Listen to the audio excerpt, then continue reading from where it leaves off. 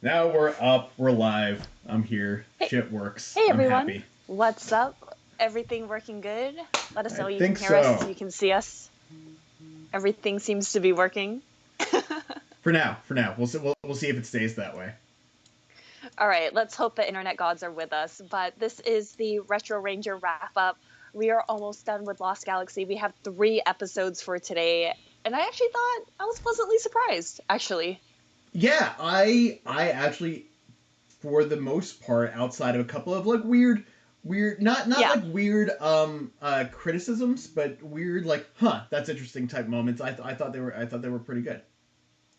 Oh man. So how's your week been going? Let's just do a little catch up while we get people coming into the chat today. I've been tired. I think I mentioned this last week. I started on a new um, Food Network show this week, and my call time has been between like 7:30 and 8 o'clock every morning, and we're shooting up in Burbank, which is not too far away from where I live, Yeah. but far enough The that traffic going up the 110 through the city. So, yeah, it takes me about 20 to 25 minutes to get there. So I'm leaving at like 7 o'clock in the morning, which I haven't had to wake up that early in maybe a year, if not more, because this year we've had no conventions. So mm, there hasn't been anything where I've had to wake up early to drive down to Anaheim or out to that's Pasadena true. to get set up. We haven't had any shows in well, I mean we've had shows in production, but as far as the shows that I work on outside of the Illuminati, there hasn't been anything that I've worked on where I've had to wake up that early. I've done the overnights, but like it's just weird. I'm getting used to it. Like today, I was up at like 9, just like by myself with no alarm. So that's it's been good. Oh man. Yeah, like Josh and I are complete opposites. I'm definitely an early bird. I usually get up at 5. So, it's kind of like opposite. Like for me to stay up late, I have that same struggle where it's like, "Oh, everyone's having fun. I really wish I could stay, but man, I'm turning into a pumpkin. You know, fairy godmother magic is running out. I got to get home." Yeah. That's how I am in the morning. Like I mean I've still got my Red Bull that the other day I woke up late before I had to go in and I didn't have enough time. I buy Red Bull in cases. Like I'll go to Sport and Okay. Final and buy like a case of 24 Red Bulls and that's enough to get me through more or less a month because I'll have one a day in the morning. I ran out the other day and didn't have enough time to stop by like a gas station in the morning before I got to work. So like trying to get through the first 4 hours with no caffeine except for like the little bit that I got from the like the vitamins and crap that I take in the morning was not fun. Yeah, it's rough. I remember the coffee addiction days. I have broken that, thank goodness, because I would get massive headaches on the weekend or when I didn't have Yeah. caffeine. It was always super freaking terrible. But yeah, I kind of mellowed out. I only drink tea, more or less, coffee on special occasions and before 2 p.m. in the afternoon. For But me, yeah, it's I'll have the Red Bull in the morning. If when I'm eating, I'll have like a Coke maybe because like I'm okay. like for me like when I'm eating it's weird. I don't like tea. I don't like coffee. So I don't drink either of those. And then when I'm eating, I don't like drinking water because it always this is like a me issue, not a water issue. It makes to me it just tastes like I've got watered down versions of whatever I was just eating in my mouth, so it just tastes weird to me. Like I could drink water straight by itself after if I haven't eaten anything recently, but while I'm eating, it's just a weird feeling. So I have to be eating something that's flavored that matches the flavor profile of the food that I'm eating. So like Coke I or kind of sometimes get you. lemonade, wine, or like a cider alcohol. So so just something that has that matches that, and I'm good. I just want to address the chat here really quick. Yeah. Blackwing and Jared Hodges were commenting on my Orange Lantern shirt. Thank you. I bought this from Amazon. Nice. If you are interested, I can post a link using our affiliate link, and you guys can buy some other cool stuff on Amazon too, and help us out in the process. I've got Nice. a Soylent Green T-shirt that's actually coming later tonight. I ordered that this past week, so I'll try to remember to hold off on wearing it until next week so you guys can see that. Bryce says that he had to wake up at 8 o'clock in the morning once for his Zoom classes, and he joined the call, turned off his mic and his camera, and then went back to bed. Oh man, times have progressed. I've never taken an online class because I know I would never attend. So I always made sure, I like when I was in college, like I had to attend class. That was I my big thing. tried once when I was in college, but like when I was in college, really both times, like online classes weren't what they are now with the Zoom calls or Skypes or whatever. It was all okay. Here's just a website where you can read your syllabus. Here's your assignments. Here's any notes and information, but you're pretty much on your own to learn everything else. I couldn't do it. I like there was no motivation for me there to do any of the stuff for the class because it was on me to kind of keep up with it, and I couldn't do it. So I ended up dropping out of the class and retaking it the next semester, like in person, because I was like, there's no way I'm gonna be able to get through this. See, it's hard, and I feel like attendance is mandatory. Like I'm very old school. We're a little bit older, so it's like so different from the online generations that are like Mm-hmm. raised, where they have an iPad from basically birth and know how to use all these things. But man, I remember one of my undergrad classes, like you were only graded on the midterm and the final, and I showed up to class for 3 days. On the first day to make sure I was enrolled, on the midterm and the final, and it was the only time in my life that I was so grateful that we were graded on the bell curve, because I should have gotten an F in that class, but I passed with a B because I was just slightly smarter than everyone else. Nice, And I nice. was like, oh my God. It was like a bio class, and I love science, but I don't have the mental comprehension or dedication to actually learn it. And I was Yeah, like, oh man, science and your bell curve grading, great for my GEs. That was like the most fantastic thing, because I think I had like a 31% in that class, and I left with a B.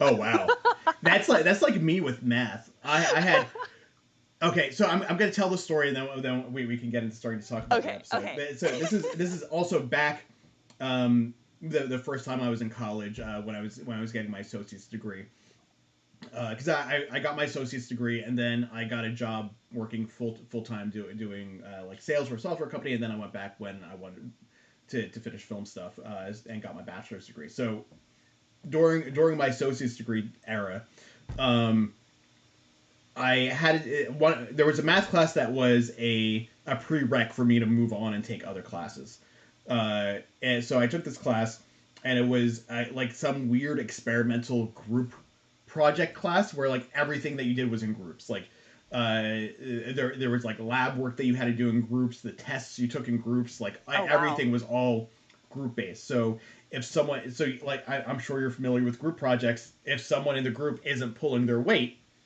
then everyone's kind of fucked. Or because Yeah. someone else ends up doing everything, or everyone else has to pick up the slack or whatever. Yeah, yeah. Every so everyone in my group was worse at math than I was, and Oh I'm no. not good at math. Like I took all the easiest math classes that I could to get out. There's a reason that I'm in film production and not like working at NASA at JPL or something. Um, so there was one of our final projects, and everything kind of fell to me at the last minute because no one else knew what they were doing, and I was like, okay, if this is gonna get done, I'm gonna have to pick up the slack and actually like finish this. Yeah. So midnight ish, the night before it was due, getting increasingly frustrated with the work because I couldn't figure anything out. My roommate and I went out to a bar just to kind of like relax because he had gotten home from work. I was trying to finish this project. We had a pool hall within walking distance of the place that we were living in, so we just went over there and then came back a little while later. So now, like half drunk to real drunk, I'm sitting in front of my computer trying to figure this shit out and just could not do it. So I called my teacher's office number and left him a voicemail. Um, I can't remember the exact words that I said, but basically it came out to I can't fail this class. Uh, I am really concerned that I'm not going to pass this project because I don't understand anything. My group doesn't understand anything more than I don't understand it. And if I don't pass this class, I'm not going to be happy. And apparently, it came out in a threatening way, uh, because my teacher called me Ooh. back the next day, and he was very like, I got your, I think I got your message last night. Let's let's talk when you get to class. So I ended up going to class, and we chatted about what happened. And everything ended up working itself out. He gave us a little bit more time to do it, and I still think I failed that project, but I ended up getting an A in the class. I was like, there's no way. There's no way that I deserved an A in this class. So the only logical things that I could put together was that my teacher felt like I was threatening him. And honestly, I feel like college, we're going way up, we're going way off like retro ranger wrap up, but yeah, like college is one of those things. High school is learning about social skills, and college is just learning how to be more independent, so I feel Yeah, like a college yeah, professor passing you or not passing you, unless you are in like a medical program, you are in an engineering program where like things matter. But I did English, so giving me an A cost them nothing. You know what I right, mean? right. Like we picked our majors based off of our kind of interests and our obvious lack of science and mathematical like fluency.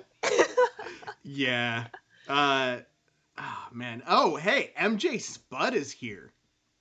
Hey, what's up? It's been a while. Glad you can join on this Saturday afternoon.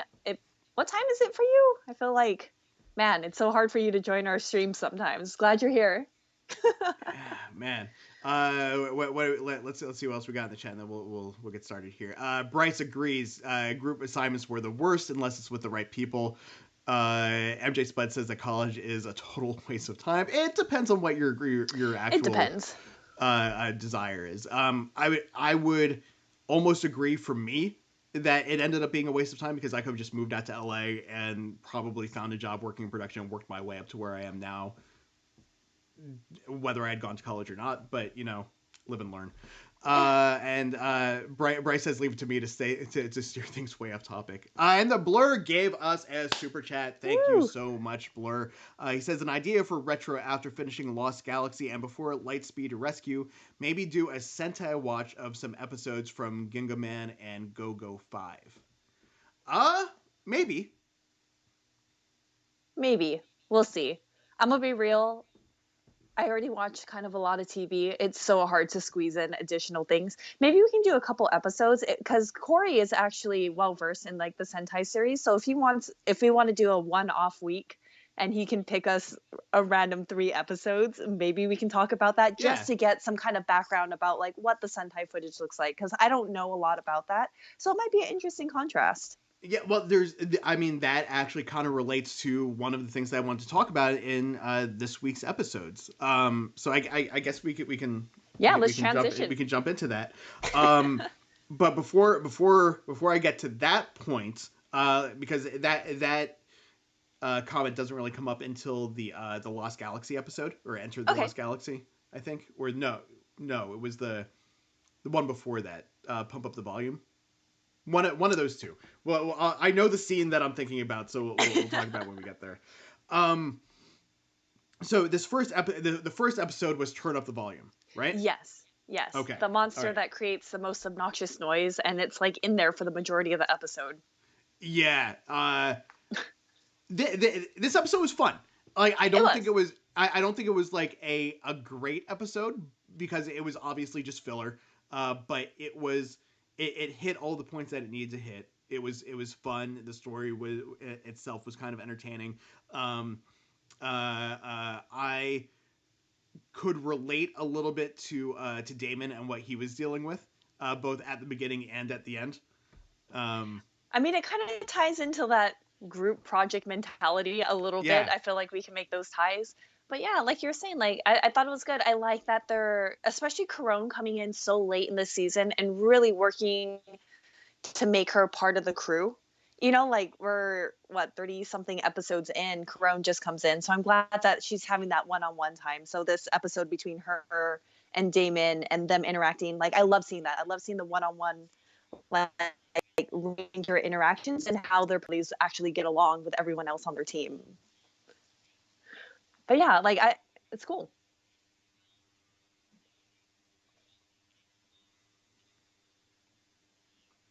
Yeah, something that was interesting to me in this episode.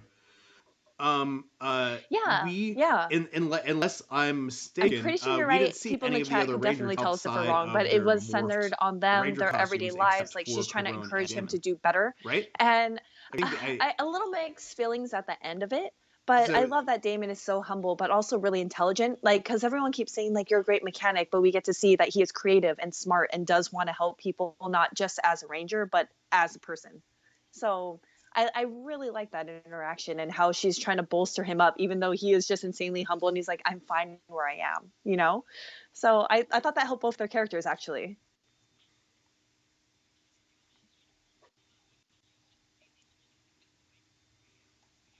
Yeah. Oh, wow.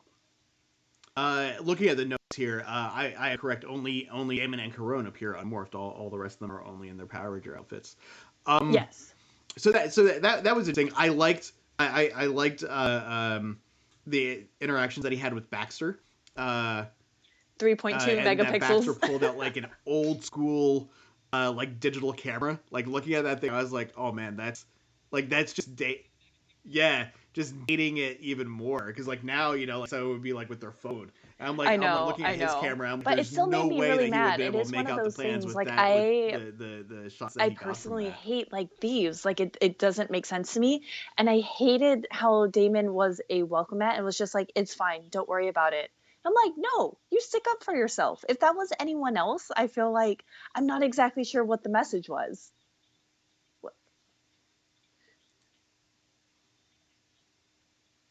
Yeah, one second here. Blur saying that our sync is off.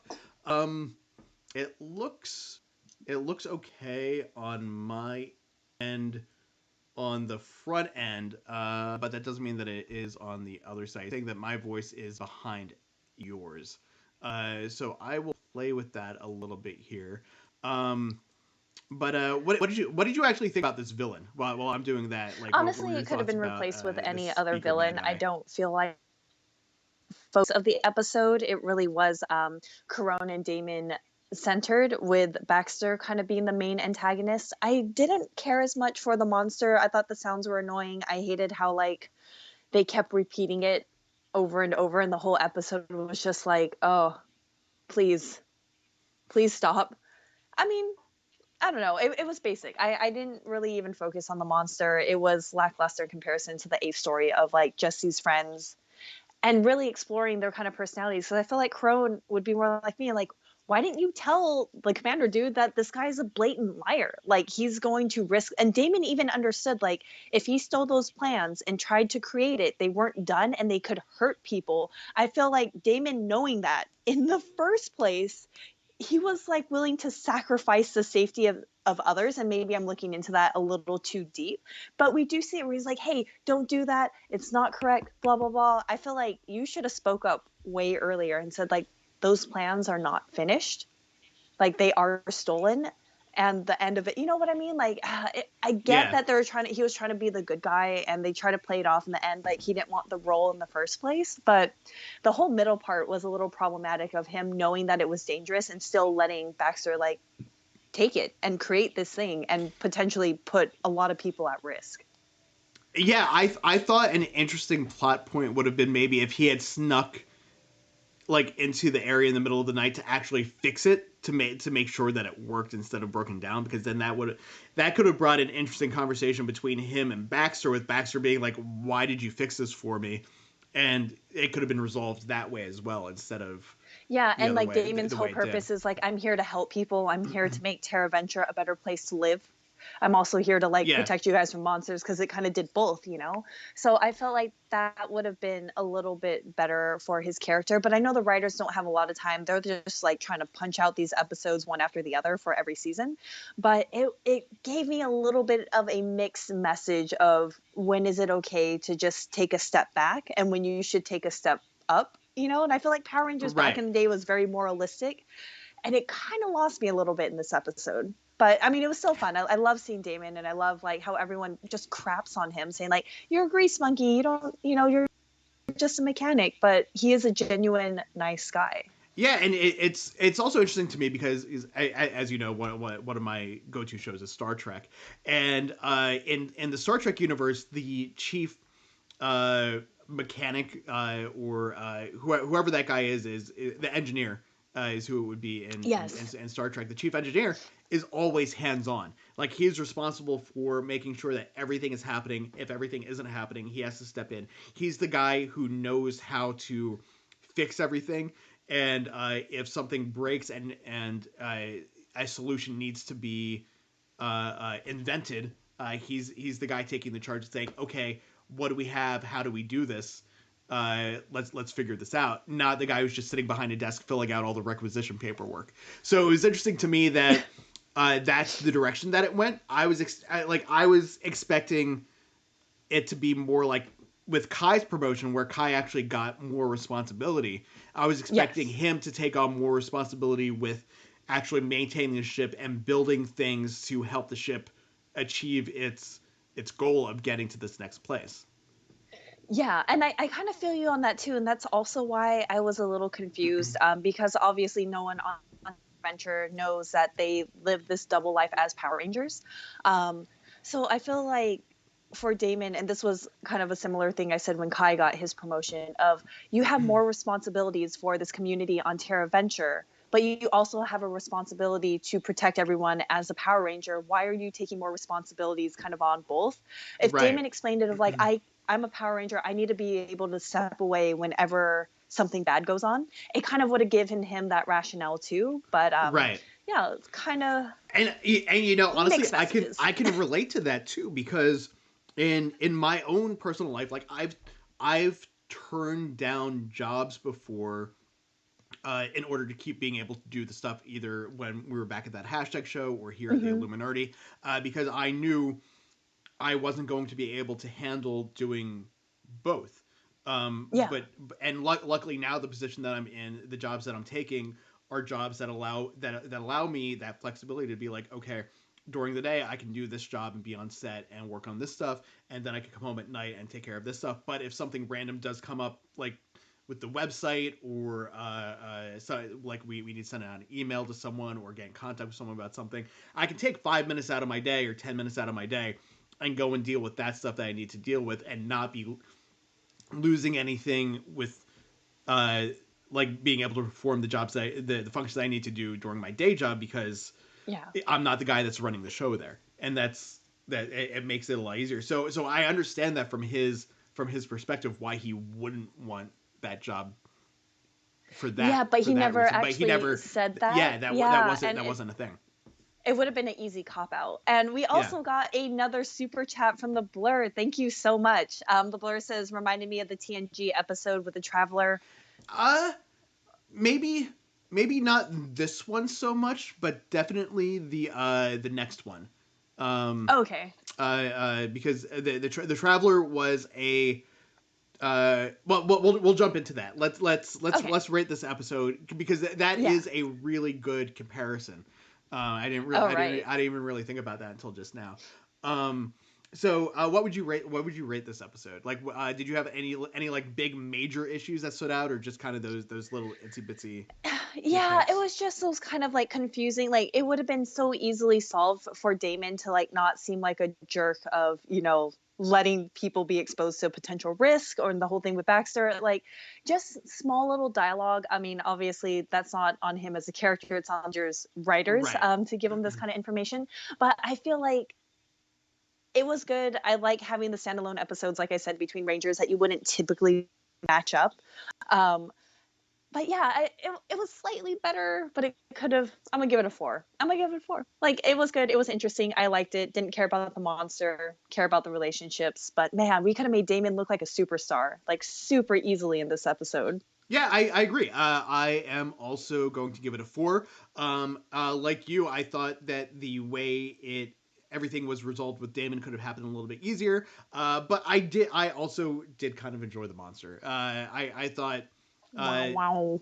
I thought the sound thing was kind of it was kind of cool. I thought it was funny when when the speakers got broke the first time, they went back and dude on the ship had to fix them and make them a little bit more powerful, and then he came back out and he's like, all right, now I've got it. No, I don't. Yeah. It was not the like as far as like advancing the plot, it didn't really do anything, but just as a standalone, just fun episode, it did what it needed to do. Yeah, and we have the blur in the chat gives it a C minus. Jared Hodges gives it a 3, and Larry Newbill gives it a 3.5. So a little bit lower than we're rating it. I do feel like we are being a little more generous. I feel like because we know we're like winding down. Mm-hmm. And the next episode that we're actually going to talk about, Enter the Lost Galaxy, is actually the title reference of the series. And it's taken us this long to get there, but I thought this next one was actually probably more interesting. So I understand the lower ratings for the first episode. I feel like in comparison, it's probably not the strongest, but we'll see where it goes. So you wanted to mention that whole TNG episode comparison to this one, right? Right. So in the Next Generation episode with the Traveler, he is helping the Enterprise develop a better, more efficient way to use their warp engine, Okay. so that they can travel faster, speedier, more efficiently, and in doing so, he. I'm not sure really how to explain this well. The character of the Traveler came from an area of space that is largely unknown. The Federation didn't know a whole lot about his species, or what their capabilities were, or like how advanced his civilization was. Okay. And he appeared to have the power to fuse his thoughts with reality. Okay. So he was able to basically like put his hands on the computer system and make it do what he wanted to do by thinking about it. Okay.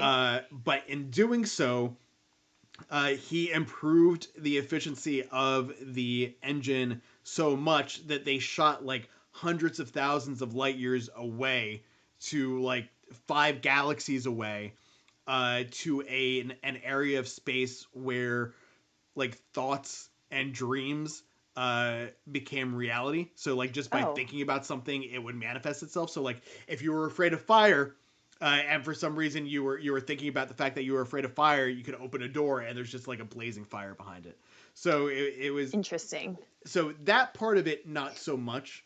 But as far as them looking around and seeing like this new place that they had absolutely no idea about, yeah, I would put it there. Or the I don't know anyone else that watches Star Trek that's here in the chat other than Donnie Pearson, so he might be able to chime in on this too. But there is an episode called "To the Nth Degree," where the character Barclay is zapped by a probe and gets like super smart, and he basically does the same thing. He builds this interface so that he's able to interface with the ship and flies them to this far-flung region of space where they meet this other alien race that that's how they bring people, that's how they explore, is they send out these probes, they implant instructions on how to get those ships to them, and brings them in instead of going out into the galaxy themselves. So it's the same type of thing. But anyway, one of the things with this episode was the Galaxy book. Yes. So Mike, I'm still a little confused about. I think I am too, but go on. Where the Galaxy book comes in, because the Power Rangers are the ones that found the book, aren't they? Yes. So originally they were the ones that received the book. Kendricks was the one that was originally kind of investigating the book, I felt like, and it wasn't necessarily a Terra Venture thing. So I don't know when that necessarily changed. Yeah, so the whole thing with the book, I kind of just had to let that go. And I'm not sure if I missed something either in the episode or previous episodes that set this whole context up for it. kind of taking a quick tangent from the book too, obviously I knew the book had kind of like magical spiritual powers. That's the whole thing with the Galactic Beast and the Power Rangers Right. connection with the Galactic Beast. But for some reason, like the magical incantations, all of this got really fantasy really fast, considering we were on Yeah. very sci-fi mode with sprinklings of fantasy. Like this for sure, like kicked off the fantasy realm in Power Rangers for me. Yeah. Same with me. Like it was a very hard push from uh, straight sci-fi, which I mean, we've Hmm. had some like minor fantasy elements, but it went more from like Stargate type sci-fi to like Star Wars type sci-fi to me. Yeah, yeah. Because And even which, like for things like Indiana Jones that have sprinkling of like magic or other right. realms, but it's still kind of grounded in a very specific genre, like a very specific like real world kind of like mentality. But yeah, this one kind of came out of left field, and as I was watching it, I was very much on the fence. So I'm kind of curious about you guys in the chat and you, Josh, how you kind of reacted to this episode, because I think I was just kind of like, what's going on? This like major right turn shift kind of came out of nowhere for me. Yeah. It was just like I don't know. Like I accepted it because I was like, all right, as Blackwing says, it's Power Rangers, don't question it. But at Yeah, the same yeah. time, it's just like, okay, well, how did this happen though? Um, because yeah, just like the fact that it was a spell. Because like we've never seen, as far as I know, we've never seen spell use in this season of Power Rangers. Yeah, and I kind of feel like I don't know.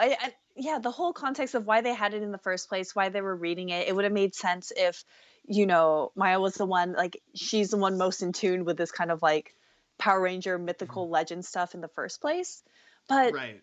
they didn't really explain it. The old guy, this guardian, comes like out of nowhere, and you're like, is he good? Is he evil? Is he trying to manipulate Kai? And then for a while, it's like, it's Kai from the future, and this is why he's like, I know you're gonna do it. Like, like one of those things where I can't tell you I'm you, but I know that this is what you're gonna do because I survived like Terminator, weird complex stuff.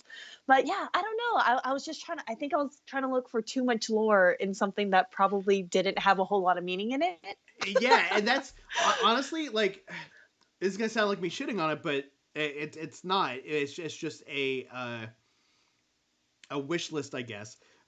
Is that one of the things? One of my issues with Power Rangers in general is that the comics are really helping with this, but Mhm. the shows themselves introduced like this like really amazing lore, Yeah. but then only cover it superficially. Like we never like really dig into any. Like I would love to know the history of the Galactabook, like and this Guardian character. Like I would love to know where he came from. Like there's just so much that I want to know that we're not getting in these episodes. Yeah, I feel like that too. Like they're kind of neglecting the more interesting plot points in lieu of staying in the Power Ranger episode format of like this is how you're introduced. And I feel like this one was really trying to go deep. Like it was an effort to go deeper into lore, into like developing the world, into like kind of questioning like good and bad and all of this stuff. It just Right. didn't quite hit it, but I like the direction that this was going in. Yeah, so I don't know if you've seen it, but the other day for Screen Rant, Joe had interviewed some of the cast from Beast Morphers and Oh, nice. Simon Bennett, who's the new executive producer for Dino Fury, and Hmm. directed some episodes of Beast Morphers and some of the previous things. And one of the things that he mentioned in the interview is, and he made sure to specifically point this out, is that Power Rangers, uh, in general, is targeting an age range of 4 to 7 year olds. Okay, yeah. So, with that in mind, it makes sense that they're introducing these things, but not necessarily digging really deep into it because, as a 4 to 7 year old, you don't necessarily really care that much. It's You true. just like you see this cool thing, and you're like, oh man, you're not stopping to think. Wait, where did this guy come from? I want to know more about this guy. How did he get from there to here? Why can't he breathe the atmosphere on this on the space station? And like that kind of stuff, like you're not necessarily thinking about. You're just like, oh, this dude, like this Guardian dude is ripped. That's great. Awesome. He's fighting. He's kicking ass. Now he's gone. But that's why I am excited about the stuff that Jonathan Entwistle and Brian Hill are going to be working on, because I'm hoping that those are maybe a little bit more adult oriented, so that they can dig into the lore a little bit more. Because I mean, there are some shows that I feel like it can target a very young audience, but be written incredibly clever and intelligently and still appeal to adults. Like there are a ton of cartoons I feel like that are out there. Like I love Gravity Falls. I love things like Adventure Time, or Yeah, I know Steven Universe Steven is Universe, incredibly yeah. popular, and like, you know, even stuff like Clone Wars, where it's just like the age range is probably younger, but you can tackle kind of adult concepts and themes and make it so much more robust than it actually is. And see, I'm curious about those now. Is like, I'm sure the starting age is probably in that like 4 to 7 year old age, but Yeah. I wonder like what their top out age for it is. Like what is the actual age range that Steven Universe is for? Is it for 4 to 7 year olds, or is it for like 4 to 13 year olds, or 4 to 15 year olds? Like what's the, like, what are they actually targeting with it? Because like things like Tiny Toons, Yeah. back in the day, or Animaniacs, you could watch that as a little kid and understand it on one level. Like when I was, watching it when I'm 11 or 12, I get one thing out of it, but now going back and watching it as an adult, it's completely Like, different. yeah, like the satire, the pop culture references. It's crazy, because I remember watching Animaniacs with my mom, and she loves it too, and it's just one of those things where like it's so easy, and Disney movies are able to do this not brilliantly, but to a great effect, of appealing to an older and younger audience. Like DreamWorks does it in more kind of a random, like really like basic way that's not clever or smart, but Right. I mean, everyone likes Shrek. Pixar. I think Yeah. Pixar is one of the companies that really nails it, because if you look at something like Toy Story is clearly something that kids would enjoy, but also on a deeper level, it's very much an adult movie as well. And Matthew Thompson also mentions Last Airbender, Avatar: The Last Airbender. That is also one of those where it's like, first season, that was kind of a wash for me. It took me a long time to get into it, but when you go to when you get into it, it's like absolutely devastating. I get feels for Yeah, Uncle Iroh. it's I earlier, was it earlier this summer, I talked to Dante Bosco, because he was in a series on Twitch called Artificial. So I'd interviewed him for that, but we kind of got to talking just a little bit about Avatar. And I'm like, okay, well now I need to watch this show now, because like everyone says that it's so good, and it's just one of those that it's like it's in my queue on Netflix. I just haven't gotten around to starting it yet. I'm gonna be real for that. It took me like a solid 14 episodes to get in. It was very kiddie, very slapstick, not the typical anime that I was used to. And it's American anime, which is it's still anime, but slightly different. We can argue on that on a different show. But it is really good, and I would love to see something like that. I feel like the Power Ranger comics, Go-Go Power Rangers, more kind of fits in that, where it's adult themes, kind of complex relationships between young adults, and it's kind of a coming of age arc while also being super action and adventure. But yeah, like this episode, it was kind of weird. It was I felt like they might have been into like time traveling, but then you know, at the end, it's just like, we're in the Lost Galaxy, and you're kind of like, what does that mean? Like, it set up such an excellent lore episode. And then I know we're not there yet, but when we talk about the last one, like, what the hell was going on? Like, how do you have such an interesting and like building of a complex episode like Enter the Lost Galaxy, and follow that up with Beware the Mutiny? I don't know if you guys felt like that, but I know we're not done talking about that. We'll get into it during the last episode, but this episode set up so much for just heavy lore and like where they're going and what the Lost Galaxy is and how this is all going to play a part for the finale. And I loved it. Like, I love this episode. It was weird. It was super weird for me, and I didn't know what was going on, but I think that's why I liked it.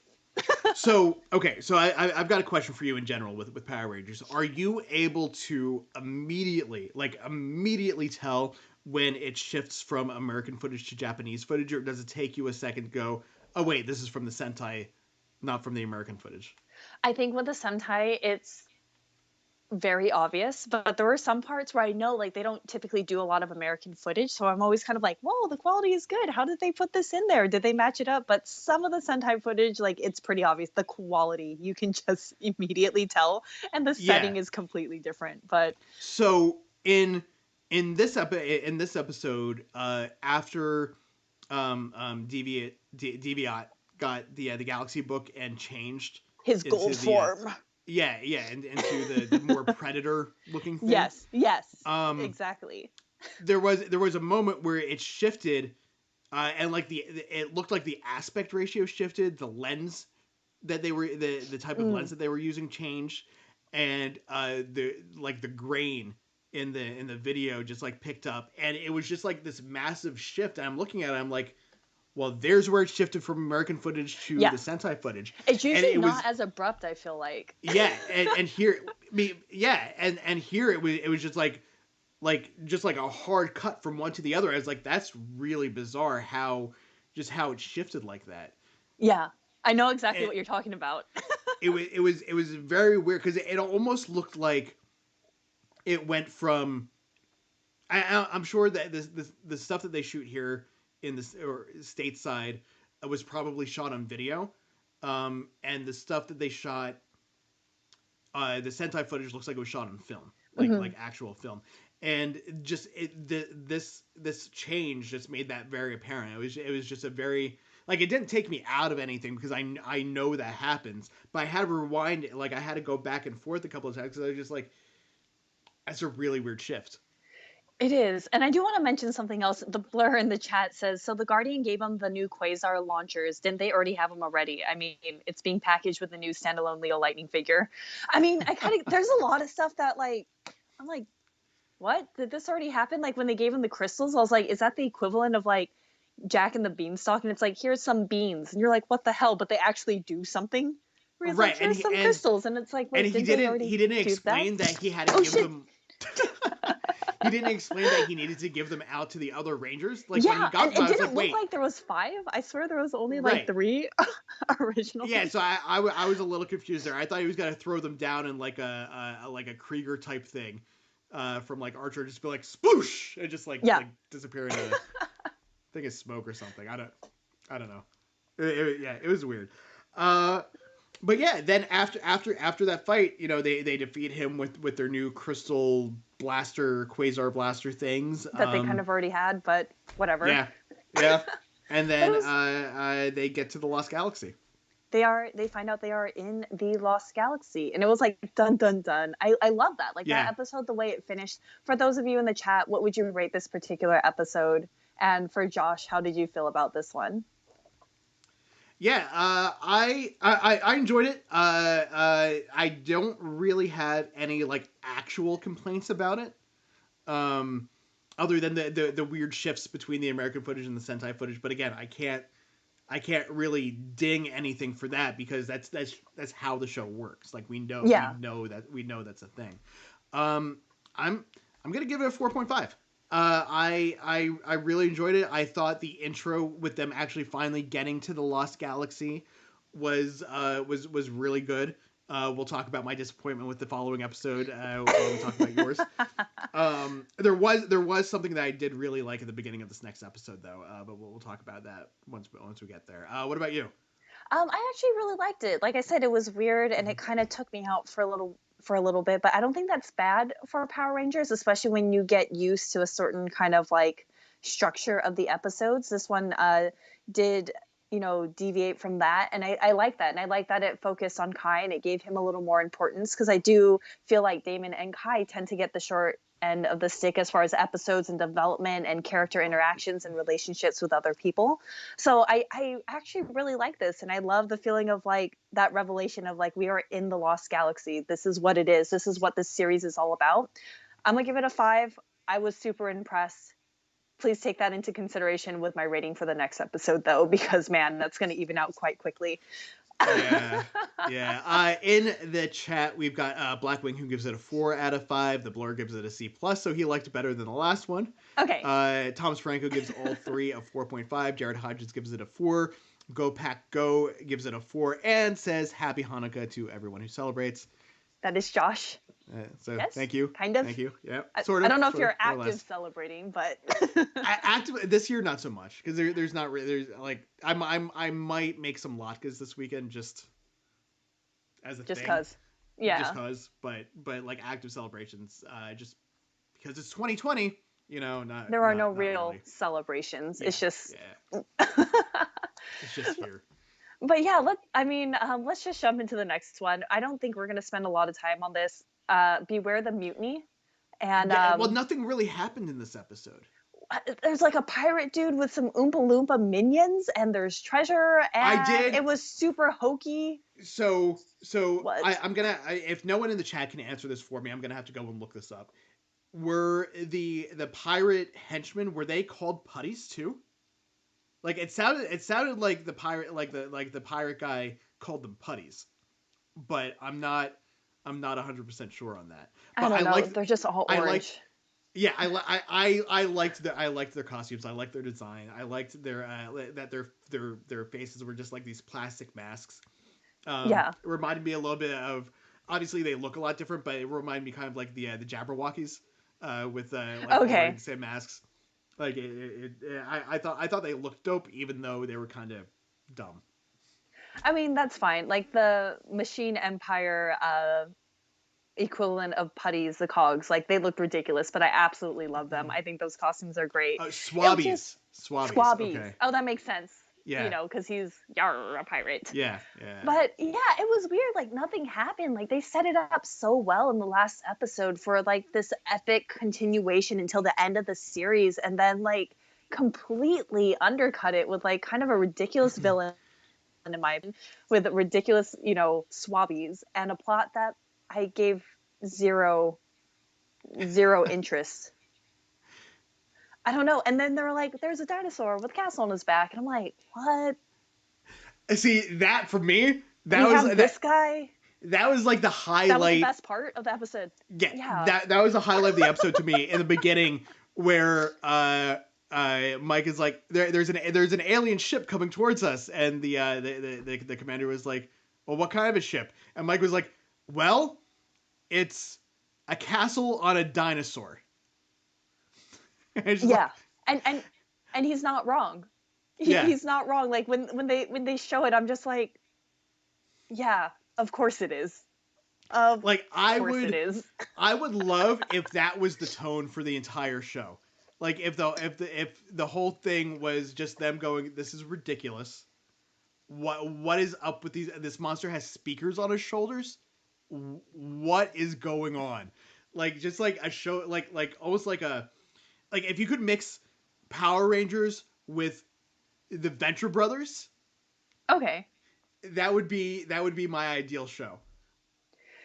Yeah, I don't know. For those of you in the chat, what would you rate this episode? I don't know. I don't even know if a castle on the back of a dinosaur even deserves like a 1-star rating. Like it does because it was so out there and weird, but I honestly can't tell you anything that happened in this episode, how it progressed, how any of the characters grew, or well, and we didn't find out anything about the Lost Galaxy either. Like we had that weird perfect example of one of the things that kind of annoyed me about this episode was the that scene in the very beginning where the commander steps out from the door and he's out in like the desert area, and that like glowing thing comes and is like, go, like, you must leave now, you have to leave the same way you came in, but you can't go back, you can only go forward. I was like, okay, well, if they can't go back, how do they get out the same way that they came in? So they have to go forward, but where are they going forward to? That didn't pay off at all anywhere in this episode. Maybe it'll come back later in because that is one thing that I think we have to keep in mind, is that this is part of a multi-part story arc. Things will probably get explained in future episodes before we get to the end. But like I felt like that was such a good moment that had absolutely no payoff, and we never came back to that at all. So I want to know what was going on with that. And what is the Lost Galaxy? Like, why is it lost? Like, why is this pirate guy here? Why do people show up every 100 or so years? Like, what's the deal going on with it? Yeah, I don't know. Like to go from something so I don't want to say like serious in the last episode because serious is relative in Power Rangers, but like a very heavy episode and going into this, which seems super hokey and not expanding on that kind of feeling and vibe that they set up in the last one, it just completely undercut the last episode. And I feel like it came out of nowhere. Like they should have wrote this story completely different. Like the Blur says Captain Mutiny was like the big bad for Ginga Man, or maybe it's supposed to be a Titanosaur, whatever. But whatever the case is, Yeah, like yeah. it I heard just them. felt I heard weird. someone mention something about Titanosaur in the episode. Um, Okay. but yeah, like I just want to know more about what the Lost Galaxy actually is. It's true. And Why is it lost? Why are they there? And I get it. Blackwing just it's Power Rangers, but it's just it maybe one of you guys in the chat can actually answer this question: is what did we actually get out of this episode, other than actually finding out that we're in the Lost Galaxy? Now we've got this monster that's burrowing underground in Terra Venture, that because apparently they can burrow into a floating space station because Power Rangers. I don't know, like I didn't really see anything in this episode that moved the story along at all. And I don't know, like I want to, because it was so weird and outlandish, I want to give it stars, but man, the whole time I was just like, what is going on? Like, how did you follow that last episode up with this one? I don't know. Like we'll get to the ratings. Go ahead and put your ratings in the chat. For me, this was weird. I'm gonna give it 1 star. One star in all of the Lost Galaxy for this episode because why? Why does this exist? Yeah, I'm gonna rate it a little bit higher than you. I'm gonna give it a 1.5 only because I feel like It was for the swabbies. That the Mike's line about it's a castle sitting on the back of a dinosaur. Yeah. Like that was just ridiculous. And I feel like it set a lot of things up really well. It just did absolutely nothing to pay any of it off. Yeah, I mean, in the chat, Donnie Pearson gives it a 9.75 out of 10, which is incredibly high. What else do we have? A 4 out of 5 for Blackwing. The Blur gives it an F. Jared Hodges also gives it a 2. My battery is low, so let me go ahead and fix that. And I think that's all the ratings we have. I should be wearing my glasses. I don't have them on today. Yeah, that's all the ratings that I see. The Blur says that the Lost Galaxy is basically like the Bermuda Triangle, which that kind of makes sense. But it's just I want that explanation in the show. Like I want them to actually tell me what's going on instead of having to make it up in my head. Yeah, it's one of the few occasions where like tell not show might be more effective, especially in a kids show. But yeah, I'm interested to see what 3 episodes we get next week. Corey should be back next week as well. We're gonna cheer him on. He's on a special date today. I don't know if I'm supposed to let that out, but I'm gonna do it anyway. We tell people. Yeah. And something that I just really thought about, Jared Hodges, maybe he can answer this. So. The name of that dinosaur is the Titanosaur. This is jumping way ahead, but is that does that turn into the Zord that they try and find in or that they found that was crashed on the moon in Forever Red? I don't know if you've actually I don't know if you've seen that episode just like by itself, but. This is a spoiler for that episode. It's been years. Yeah, and it's for us kind of far in the future. It's one of the team ups where Andros comes back and Tommy comes back and a bunch of the Red Rangers. All the Red Rangers, yeah. And they end up getting a new Zord that they found on the moon, and I think. If it wasn't that one, it had a name that was very similar to that. Go Pack Go says no. Okay. So I'm gonna take that as a no. But yeah, I don't know. Okay. Serpentera and Titanosaur. are separate creatures. So Serpentera, Okay. not Titanosaur. Okay, got it. Thank you. This is like all of my like random bits and pieces of information that are getting jumbled together in my head Oh, because I know little Serpentina bits of comes back. everything. Okay. Interesting. It'll be interesting once we get there. I mean, this week was pretty interesting. I like the first episode, love the second one, third one.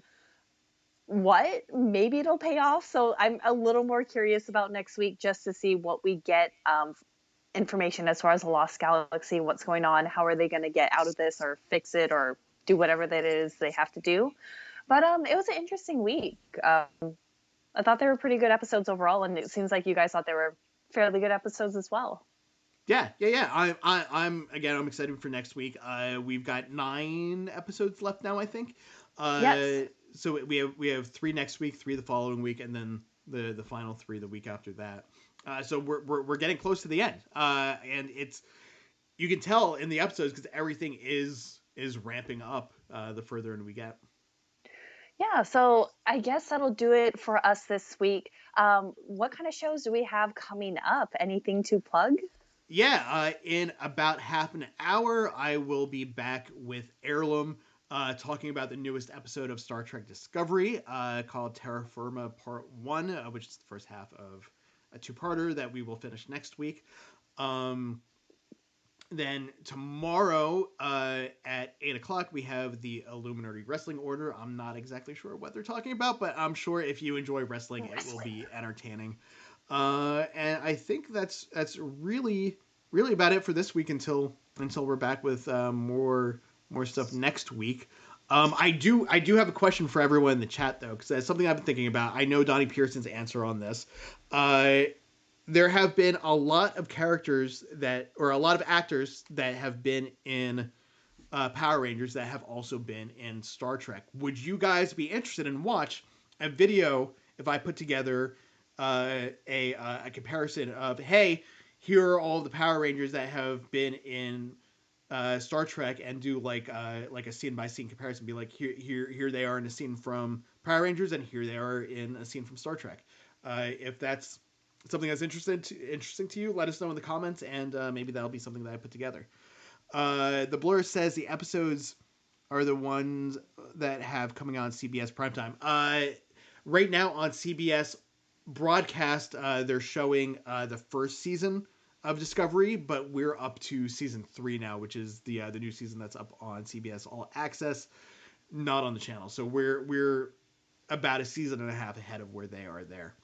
So yeah, I guess that will do it for us for today, for this episode. Unless you have anything else to add. No, I think that's it. Yeah, just make sure to check us out on theluminerdy.com for all of your pop culture news. Make sure to follow us on Instagram. I feel like we haven't been posting as much on that. Hopefully we'll get more posty posts, but if not, the Inner Circle on Facebook, that is where you can find us. Add us at all of your different fandoms, show us and share us random things. I also feel like, do we have a Reddit?